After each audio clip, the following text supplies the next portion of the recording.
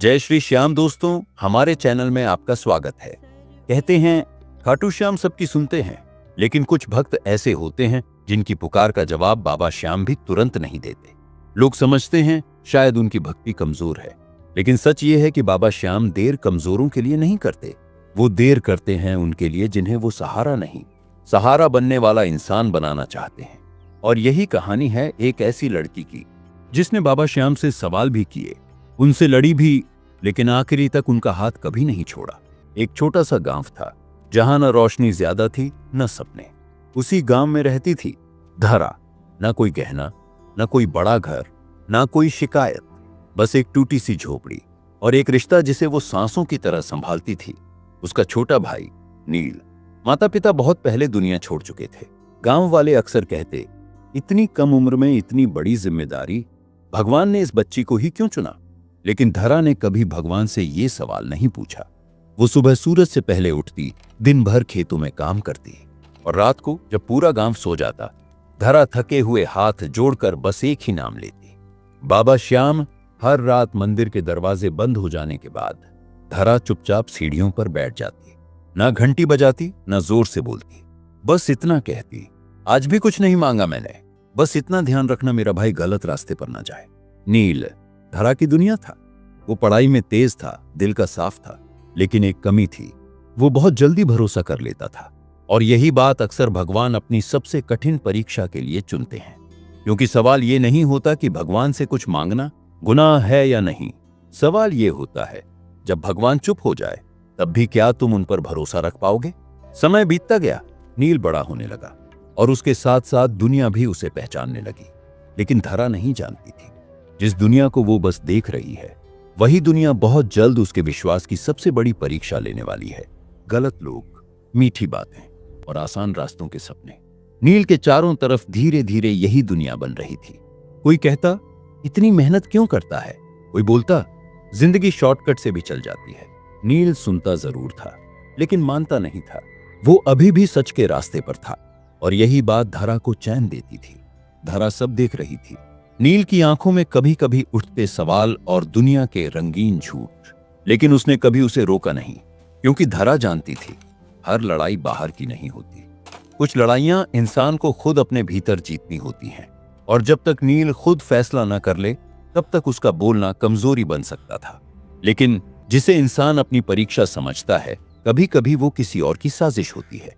नील की सादगी हर किसी को पसंद नहीं आती थी। गांव में ही एक आदमी था, कालू। ऊपर से सीधा मीठी बातें करने वाला और हर किसी का भरोसा जीतने वाला। सेठ की दुकान पर काम करता था। नील की ईमानदारी उसे चुभती थी, क्योंकि जहां नील खड़ा होता वहां झूठ अपने आप छोटा पड़ जाता था। एक रात जब पूरा गांव गहरी नींद में था, कालू ने वो कर दिखाया जो कायर लोग करते हैं। उसने सेठ की दुकान से पैसे चुराए, लेकिन चोरी से पहले उसने बहुत कुछ सोच रखा था। नील के घर के आसपास जानबूझकर अपने पैरों के निशान छोड़े और पैसों को ऐसी जगह छुपाया जहां शक सिर्फ एक ही नाम पर जाए, नील। अगली सुबह गांव में हंगामा मच गया। सेठ की दुकान से पैसे गायब थे। लोग जमा हुए, आवाजें उठी, फैसले होने लगे। बिना सबूत, बिना जांच उंगली उठी नील पर, और भीड़ को इतना काफी लगा। जब साजिश शांति से रची जाती है तो सबसे पहले शोर सच पर नहीं, मासूम पर होता है। गरीब है, अकेला है, जरूर इसी ने चोरी की होगी। भीड़ में से आवाज आई, फिर दूसरी, फिर तीसरी, और देखते ही देखते वो आवाजें एक फैसला बन गई। कोई सबूत नहीं, कोई सवाल नहीं, बस शक। क्योंकि जब भी किसी को दोषी बनाना हो तो सबसे आसान निशाना वही होता है जिसके पास कोई ताकत नहीं होती। उसी भीड़ को चीरती हुई धरा दौड़ती आई। सांस फूल रही थी, पैर कांप रहे थे, लेकिन जैसे ही उसने नील को देखा वो खुद को संभाल गई। धरा ने सबके सामने हाथ जोड़ दिए। आवाज कांप रही थी, लेकिन शब्द साफ थे। मेरा भाई ऐसा नहीं है, अगर चोरी हुई है तो सच सामने आएगा, लेकिन बिना जाने उसे दोषी मत ठहराइए। एक पल के लिए सन्नाटा छाया, लेकिन वो सन्नाटा सच का नहीं था, वो असहजता का था। क्योंकि भीड़ को सच नहीं चाहिए था, उन्हें एक नाम चाहिए था, एक चेहरा जिस पर वो अपना गुस्सा उतार सके। और वो चेहरा पहले से चुन लिया गया था। नील चुप खड़ा था, उसकी आंखों में डर था, लेकिन वो डर खुद के लिए नहीं था। वो डर था इस बात का कि कहीं उसकी वजह से धरा को अपमान न सहना पड़े। वो धरा की तरफ देखता रहा। और भीतर ही भीतर टूटता रहा। फिर अचानक वो बोल पड़ा, दीदी, अगर बाबा श्याम होते तो आज बोलते ना। ये सवाल नील ने नहीं पूछा था, ये सवाल उसके टूटते विश्वास ने पूछा था। धरा कुछ पल कुछ नहीं बोली। उसने पहली बार भीड़ को नहीं देखा, लोगों को नहीं देखा। उसने धीरे धीरे अपनी नजर आसमान की तरफ उठाई, जैसे वहां किसी से सीधा सवाल कर रही हो। जब सवाल बाबा श्याम से किया जाए तो जवाब कभी शब्दों में नहीं, हालातों में आता है। उस रात धरा मंदिर नहीं गई, वो सीधे चली गई गांव के बाहर, श्मशान के पास बने उस पुराने पीपल के पेड़ के नीचे, जहां दिन में भी लोग जाने से कतराते थे, जहां रात होते ही सन्नाटा बोलने लगता था। धरा धीरे धीरे पीपल के तने के पास बैठ गई। चारों तरफ अंधेरा था। आज धरा बाबा श्याम से प्रार्थना करने नहीं, सामना करने आई थी। और पहली बार धरा ने बाबा से लड़ाई की। उसकी आवाज ऊंची नहीं थी, लेकिन हर शब्द भीतर से निकला हुआ था। अगर तू है तो आज चुप मत रहना। उसने आसमान की तरफ नहीं देखा। वो जानती थी सवाल वहां नहीं, अंदर पूछा जाता है। रोज सहना भक्ति है, लेकिन आज जवाब चाहिए। उस पल न कोई चमत्कार हुआ, न कोई आवाज आई, बस पीपल के पत्ते अचानक तेजी से हिले। ऐसा लग रहा था मानो वो कुछ कहना चाहते हो, लेकिन शब्द नहीं मिल रहे हों। धरा ने अपने आसपास देखा और तभी किसी के पैरों की धीमी लेकिन साफ आहट सुनाई दी। अंधेरे के भीतर से एक आकृति उभरी। एक बूढ़ा साधु लाठी के सहारे धीरे धीरे आगे बढ़ता हुआ। कपड़े साधारण थे, लेकिन चेहरे पर अजीब सा तेज था। आंखें जैसे बहुत कुछ देख चुकी हों, दुख भी और भक्ति भी। वो धरा के सामने रुका, कुछ पल बस उसे देखता रहा, फिर बहुत शांत स्वर में बोला, बेटी, बाबा श्याम से नाराज हो? धरा चौंकी। उसने सिर झुका लिया और बहुत धीमी आवाज में बोली, नाराज नहीं हूं, थक गई हूं। उसके शब्द भारी थे, जैसे कई रातों की चुप्पी एक साथ बाहर आ गई हो। साधु हल्का सा मुस्कुराया। वो मुस्कान दया की नहीं थी, वो समझ की थी। उसने कहा, तो सुनो, जब बाबा श्याम देर करते हैं तो वो मना नहीं करते। अब वो देखते हैं तुम हालातों से टूटोगे या खुद को उनसे बड़ा बना लोगे। धरा ने पहली बार साधु की आंखों में सीधे देखा। उसकी आवाज अब भी कांप रही थी। और मेरा भाई? ये सुनते ही साधु की आंखों में एक अलग ही चमक आ गई, जैसे सवाल वही था जिसका उसे इंतजार था। वो बोला, उसके लिए 3 दिन की परीक्षा है। धरा की सांस एक पल के लिए रुक गई। साधु ने मुड़ते हुए अंतिम बात कही, तीसरे दिन अगर विश्वास जिंदा रहा तो चौथे दिन सच खुद चलकर आएगा। इतना कहकर वो आगे बढ़ा। धरा ने उसे जाते हुए देखा। एक पल में वो अंधेरे में ऐसे गुम हो गया जैसे कभी आया ही ना हो। धरा वहीं खड़ी रह गई। पीपल के पत्ते धीरे धीरे शांत हो गए। उसने आसमान की तरफ देखा। अब सवाल नहीं था, बस एक संकल्प था। अगर ये भी तुम्हारी लीला है श्याम, तो मैं पीछे नहीं हटूंगी। लेकिन धरा नहीं जानती थी, ये परीक्षा सिर्फ उसके भाई की नहीं थी, ये बाबा की सबसे कठोर परीक्षा थी, उसके विश्वास की। धरा उस रात सोई नहीं। शरीर थका हुआ था, आंखें भारी थीं, लेकिन नींद उसके पास आकर भी लौट जाती थी। वो करवट बदलती रही, कभी उठकर बैठ जाती, कभी बाहर अंधेरे को देखने लगती, लेकिन हर खामोशी में वही शब्द फिर से गूंज उठते। 3 दिन की परीक्षा, 3 दिन, न कम न ज्यादा, जैसे किसी ने समय को माप कर उसके सामने रख दिया हो। धरा जानती थी ये साधारण शब्द नहीं थे, ये या तो बाबा की तरफ से आशीर्वाद थे या फिर आस्था के आखिरी दरवाजे पर दी गई चेतावनी।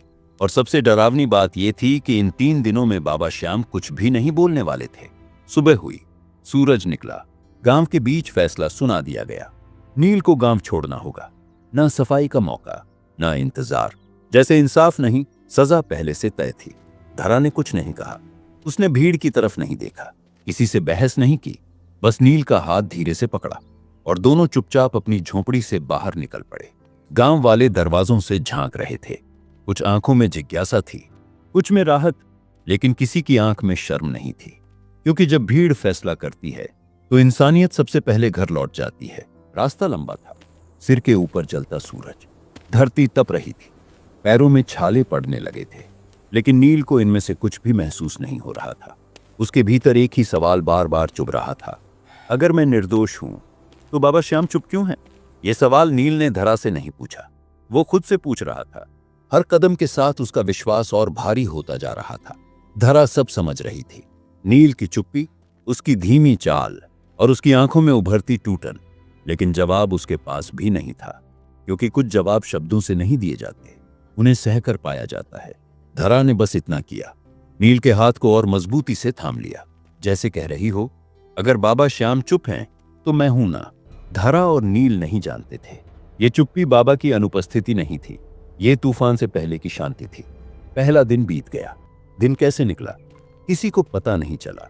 बस इतना याद रहा कि हर कदम के साथ नील के भीतर कुछ टूटता चला गया। रात को दोनों एक सूखे कुएं के पास रुके। कुएं की गहराई में अंधेरा था और उसी अंधेरे में नील की आंखें खोई हुई थीं। नील बहुत देर तक कुछ नहीं बोला, फिर अचानक उसकी चुप्पी टूट गई। दीदी, अगर बाबा श्याम सच में होते तो वो आज किसी न किसी रूप में आते। ये शिकायत नहीं थी, ये थकान थी।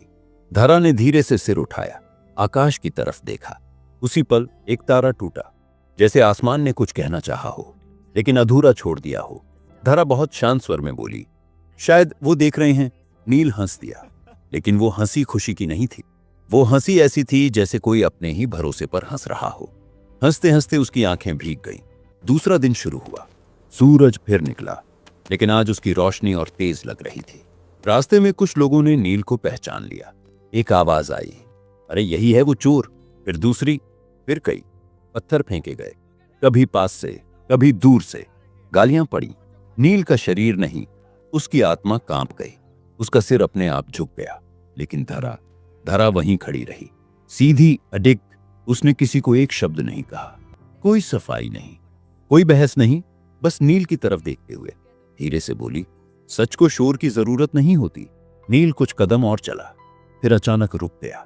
उसकी सांसें तेज हो गईं। वो घूमकर धरा की तरफ देखता है। बस दीदी, अब और नहीं। उसकी आवाज भर्रा गई। अगर बाबा श्याम मुझे ऐसे ही देखना चाहते हैं तो मैं भी उन्हें नहीं मानता।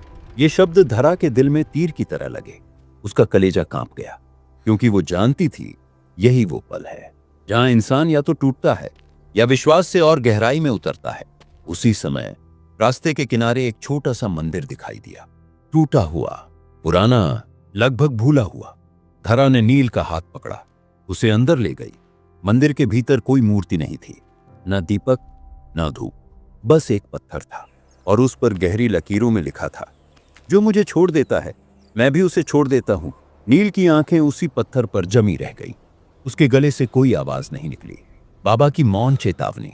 धरा ने बहुत धीमे से कहा, देखा, बाबा श्याम कभी बोलते नहीं, बस संकेत देते हैं। नील की आंखों में पहली बार डर आया।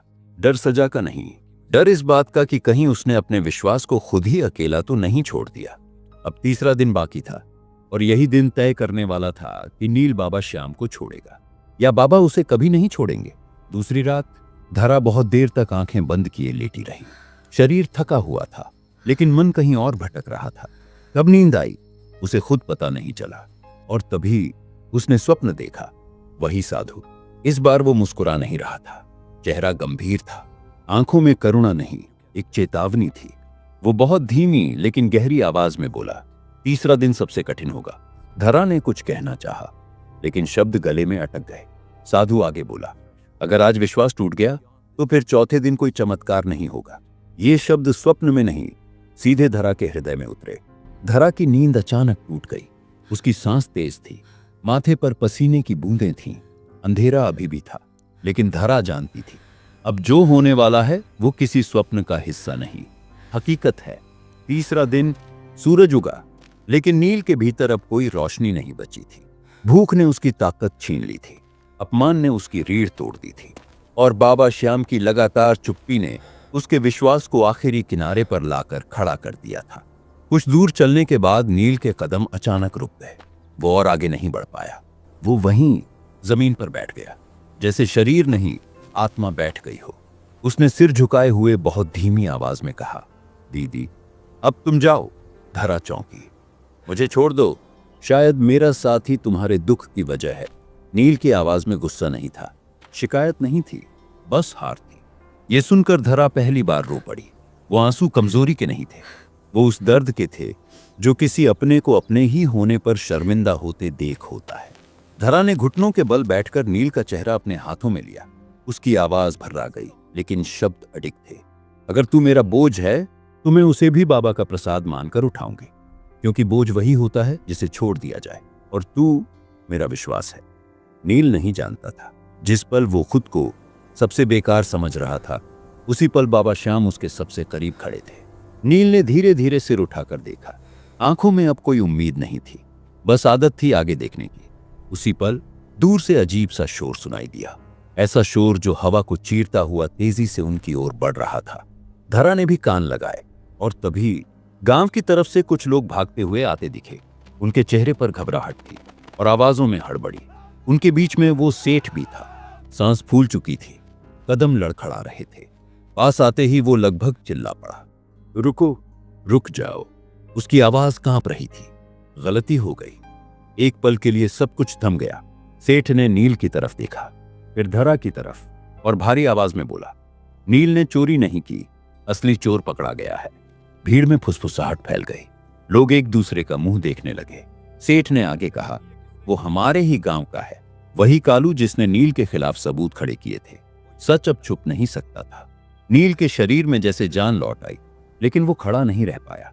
उसके घुटने अपने आप जमीन से लग गए। वो वहीं गिर पड़ा। आंसू रुक नहीं रहे थे।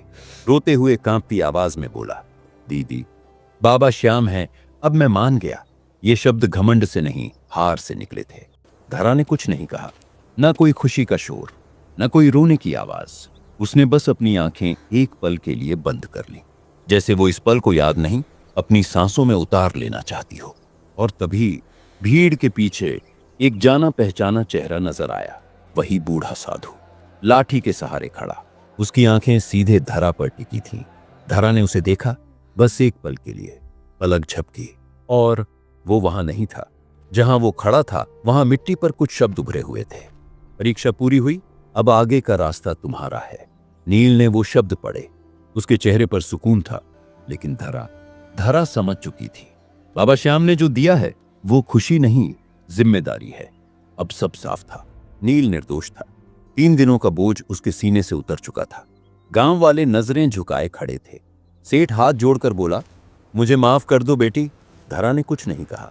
उसकी नजर भीड़ में नहीं थी, वो कहीं और देख रही थी, वहां जहां शब्द नहीं होते, सिर्फ एहसास होता है। नील ने धीरे से उसका हाथ पकड़ा। उसकी आवाज में अब राहत थी, दीदी, अब तो सब ठीक हो गया, चलो घर चलते हैं। धरा मुस्कुराई, हाँ, लेकिन कुछ रास्ते घर लौटने के लिए नहीं होते। नील समझ नहीं पाया, लेकिन उसने महसूस किया कुछ बदल चुका है। धरा ने आसमान की तरफ देखा, वही आसमान जिससे उसने सवाल किए थे। अब वो चुप्पी उसे डराती नहीं थी, अब वो रास्ता दिखा रही थी। धरा ने बस इतना कहा, कभी कभी भगवान दुख नहीं देता, जिम्मेदारी दे देता है। नील अब भी नहीं समझा, लेकिन उसे यह महसूस होने लगा था, कुछ ठीक हुआ है, लेकिन कुछ खत्म भी हो चुका है। नील नहीं जानता था जिस रास्ते पर वो घर लौटने की सोच रहा है, धरा वहां से आगे बढ़ चुकी थी। उसी रात धरा बहुत शांत थी। उसने नील के लिए अपने हाथों से खाना बनाया। काफी दिनों बाद दोनों साथ बैठकर भोजन कर रहे थे। नील ने धीरे से कहा, दीदी, अब मैं कभी तुम्हें अकेला नहीं छोड़ूंगा। धरा ने उसके सिर पर हाथ रखा, तू मजबूत बन गया है नील, अब बस यही मेरी जीत है। रात गहरी हो गई। नील थकान से गहरी नींद में डूब चुका था और धरा चुपचाप घर से बाहर निकली। वही पुराना मंदिर, वही टूटी हुई सीढ़ियां। आज वो मांगने नहीं आई थी। उसने आखिरी बार दीपक जलाया और बहुत धीमे से कहा, हे प्रभु, आपने मेरी परीक्षा ली, अब मेरी बारी है आपको कुछ देने की। उस रात धरा को कोई डरावना स्वप्न नहीं आया। वो साधु फिर दिखाई दिया, लेकिन इस बार अलग रूप में। पीछे कोई चमकदार आकाश नहीं, कोई चमत्कार नहीं, बस असीम शांति। उस स्वर ने बहुत शांत होकर कहा, तूने जो मांगा वही तुझे मिला। धरा का मन शांत हो गया। उसने धीरे से कहा, हाँ प्रभु, मैं समझ गई। फिर वही स्वर कुछ पल रुक कर बोला, अब आखिरी प्रश्न है, क्या तू सुख चाहती है या सेवा? धरा ने एक पल भी नहीं सोचा। उसके शब्द सीधे हृदय से निकले, सेवा। फिर वही स्वर धीमे लेकिन स्पष्ट बोला, तो फिर तुझे खुद को छोड़ना होगा। धरा के चेहरे पर हल्की सी मुस्कान फैल गई। उसने बहुत सहजता से कहा, जो कुछ भी मेरा था प्रभु, वो तो कब से आपका ही है। सुबह सूरज निकला। नील उठा तो धरा पास ही बैठी थी, आंखें बंद, ध्यान में लीन, चेहरे पर अद्भुत तेज, जैसे कोई अपने निर्णय के साथ पूर्ण शांति में हो। नील घबरा गया, दीदी, तुम ठीक हो ना? धरा ने आंखें खोली। और पहली बार ऐसी मुस्कान दी जिसमें विदाई नहीं, दिशा थी। मैं कहीं जा नहीं रही नील, लेकिन अब सिर्फ तेरे लिए नहीं रह सकती। बहुत लोग हैं जिनके पास कोई धरा नहीं। नील की आंखें भर आईं। तो मैं? धरा ने उसके कंधे पर हाथ रखा। तू अब सहारा ढूंढने वाला नहीं, तू सहारा बनेगा। साल बीते। धरा गांव गांव जाती रही, कभी किसी विधवा के आंसू पोंछने, कभी किसी अनाथ का हाथ थामने, कभी किसी टूटे इंसान को फिर से खड़ा करने। लोग उसे साध्वी नहीं कहते थे, वो बस इतना कहते, वो भगवान की बातें नहीं करती, वो भगवान जैसा जीती है। नील उसी मंदिर में रहा, लेकिन पुजारी बनकर नहीं, सेवक बनकर। उसने कभी अपने लिए कुछ नहीं मांगा, क्योंकि अब वो दूसरों के लिए मांगना सीख चुका था। एक रात नील मंदिर साफ कर रहा था। मूर्ति के पीछे एक पुराना पत्थर दिखा। उस पर लिखा था, मैं कभी साधु बनता हूं, कभी मौन बनता हूं, लेकिन जब कोई भक्त दूसरों के लिए जीना सीख ले, तब मुझे सामने आने की जरूरत नहीं रहती। नील की आंखें भर आईं। उसने सिर झुका लिया। बाबा श्याम हमेशा हमें सुख नहीं देते, कभी कभी वो हमें अपने जैसा बना देते हैं, दूसरों का सहारा बनने वाला। अगर इस कहानी ने आपके दिल को जरा सा भी छू लिया हो, अगर कहीं भी आपको अपनी जिंदगी की झलक दिखाई दी हो, तो बस एक छोटा सा काम कर दीजिए। इस वीडियो को दिल से लाइक कर दीजिए, ताकि ऐसी कहानियां और लोगों तक पहुंच सकें। और अगर आप चाहते हैं कि भक्ति, विश्वास और जीवन की ऐसी ही और कहानियां आप तक लगातार पहुंचती रहे, तो चैनल को सब्सक्राइब कर लीजिए। कमेंट में बस इतना लिख दीजिए, जय श्री श्याम।